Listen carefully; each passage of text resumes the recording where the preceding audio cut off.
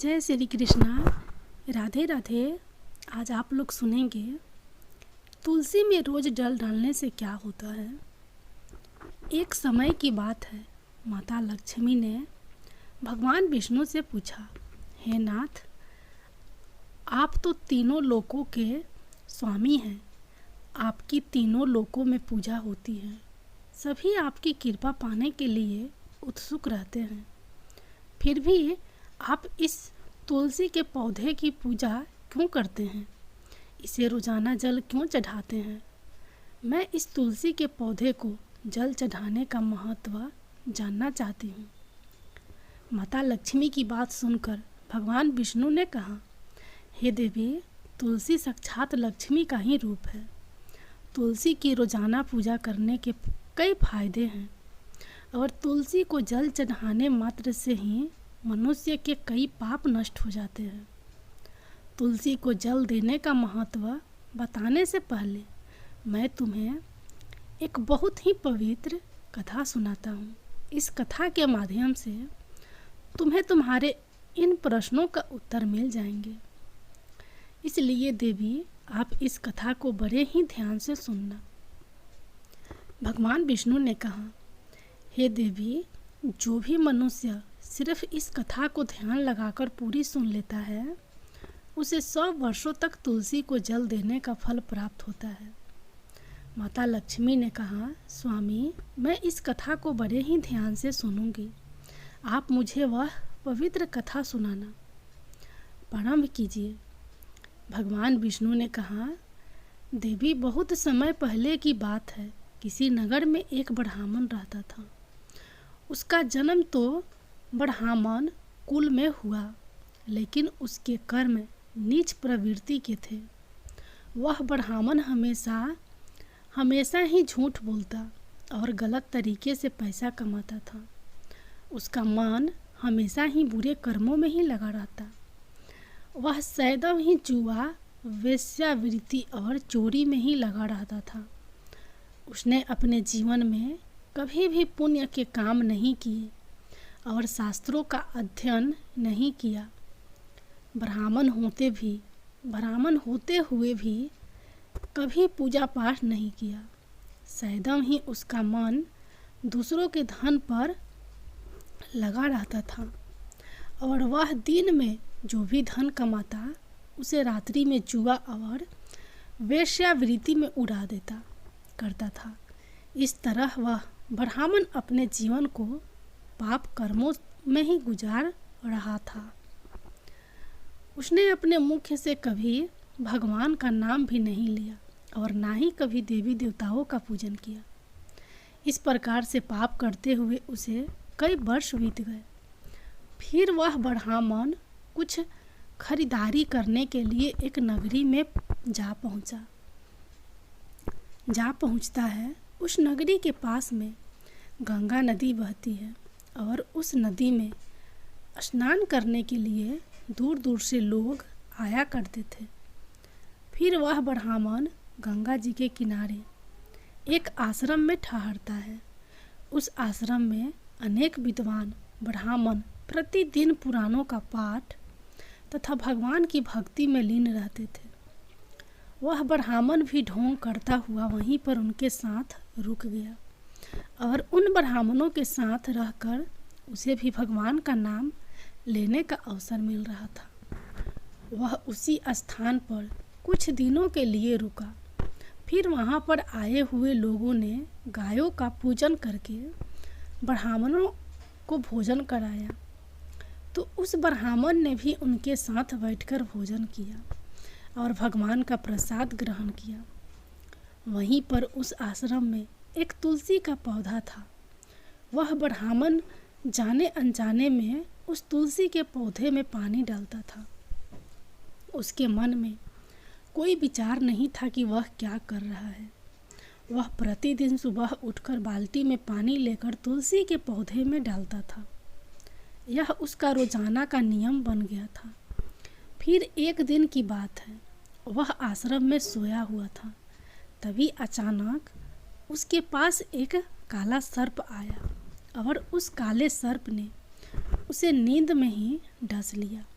और थोड़ी ही देर में उस ब्राह्मण की नींद में मृत्यु हो गई।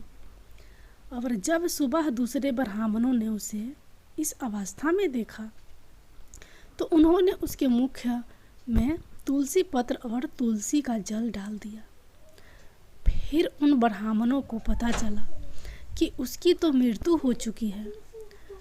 तब वहाँ पर यमदूत आते हैं और उस ब्राह्मण को पकड़कर यमलोक ले जाने लगते हैं। रास्ते में जाते हुए वह ब्राह्मण विलाप करने लगा और यमदूतों से कहने लगता है, हे यमदूतों, मुझे कहाँ ले जा रहे हो और मेरी मृत्यु किस कारण से हुई है?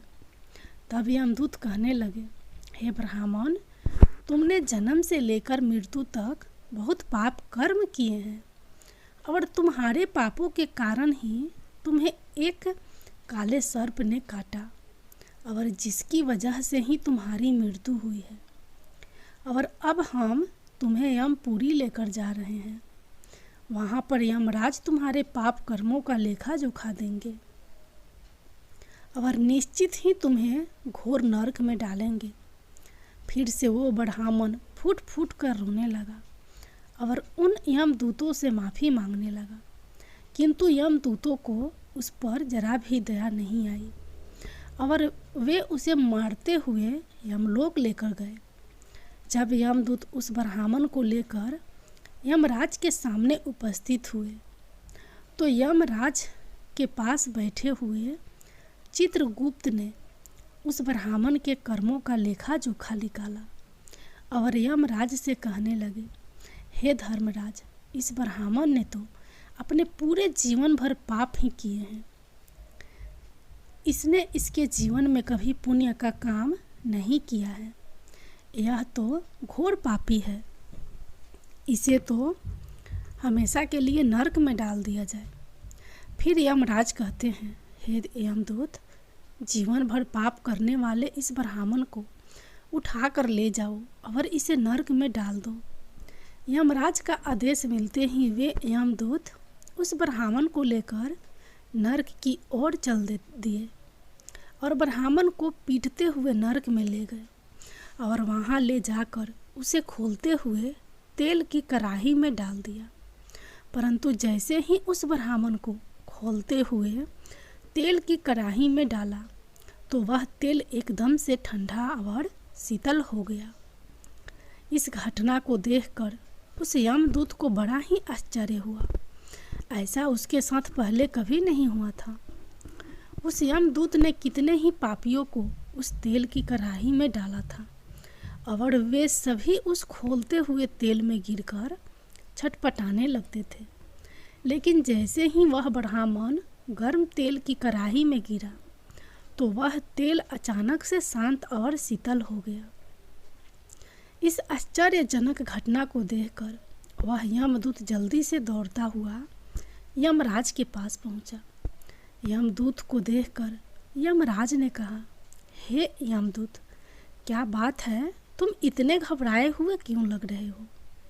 फिर वह यमदूत कहता है, हे धर्मराज, आपने जिस ब्राह्मण को नरक में डालने के लिए कहा था, मैंने जैसे ही उसे खोलते हुए तेल की कढ़ाई में डाला तो उस मिट्टी की अग्नि बुझ गई। तो उस भट्टी की अग्नि बुझ गई और वह खोलता हुआ तेल भी बिल्कुल ठंडा हो गया। फिर यमराज कहते हैं, हे यमदूत, यह तो बड़ी ही विचित्र घटना है। ऐसा तो पहले कभी नहीं हुआ था। यमराज विचार कर ही रहे थे कि तभी वहाँ पर नारद मुनि प्रकट होते हैं। नारद मुनि को देखकर यमराज अत्यंत प्रसन्न होते हैं और उन्हें प्रणाम करते हैं और उनका स्वागत करते हैं। फिर यमराज नारद मुनि से कहते हैं, मुनिवर, आप उचित समय पर आए हैं। हमने आज और अभी एक अत्यंत पापी ब्राह्मण को नरक में गिराया है, किंतु उसके गिरते ही नरक की अग्नि ठंडी पड़ चुकी और खौलता हुआ तेल भी शीतल हो गया। तब नारद मुनि ने यमराज से कहा, हे धर्मराज, आपने जिस ब्राह्मण को नरक में डाला है वह नरक में डालने योग्य नहीं है, क्योंकि उस ब्राह्मण के द्वारा अनजाने में ही ऐसा कर्म हुआ है जो नरक का नाश करने वाला है। जो मनुष्य पुण्य कर्म करने वाले लोगों की संगति करता है उसे उनके पुण्यों का भाग जरूर मिलता है।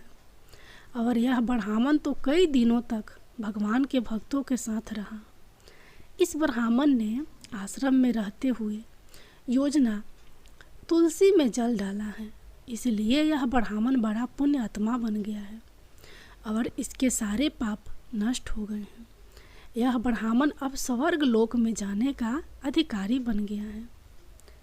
इस ब्राह्मण ने अनजाने में ही इतना पुण्य कमाया है जो कई जन्मों तक मनुष्य को प्राप्त नहीं होता है। इसलिए हे धर्मराज, आप इस ब्राह्मण को नरक में न डालो और इसके पापों के लिए इसे केवल इतना दंड दो, इसे सभी नरकों का दर्शन कराओ।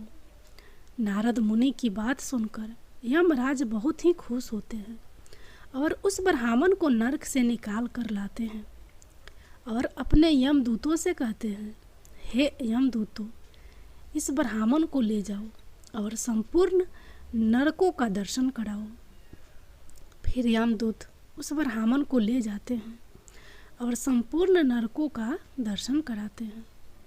भगवान विष्णु ने कहा, देवी, इस प्रकार से यमदूत उस ब्राह्मण को संपूर्ण नरकों का दर्शन कराते हैं और उसे यक्ष लोक में ले जाते हैं और फिर वह ब्राह्मण एक यक्ष बन जाता है। भगवान विष्णु कहते हैं, हे देवी, वनस्पति नाम तुलसी, मास नाम कार्तिक, तिथि नाम एकादशी। देवी, वनस्पतियों में मुझे तुलसी प्रिय है, मास में कार्तिक मास और तिथि में एकादशी प्रिय है। इसलिए जो मनुष्य रोजाना तुलसी का पूजा का पाठ करता है और तुलसी को जल देता है, वो मनुष्य मुझे सबसे अधिक प्रिय है। उस मनुष्य की कभी भी दुर्गति नहीं होती है और वह मनुष्य कभी नरक में नहीं गिरता है। जिन घरों में तुलसी का पौधा सदैव ही हरा भरा रहता है, उस घर में सुख शांति और समृद्धि बनी रहती है।